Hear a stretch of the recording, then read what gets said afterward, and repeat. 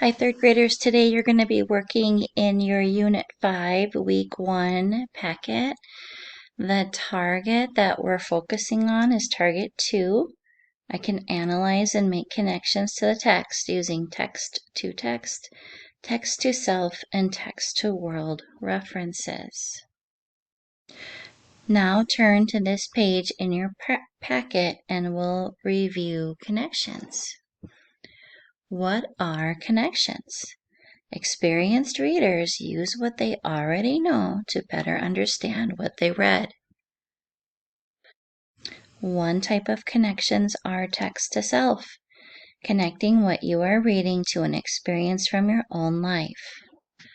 Another type of connections are text-to-text, connecting what you are reading to a book or article that you have read before.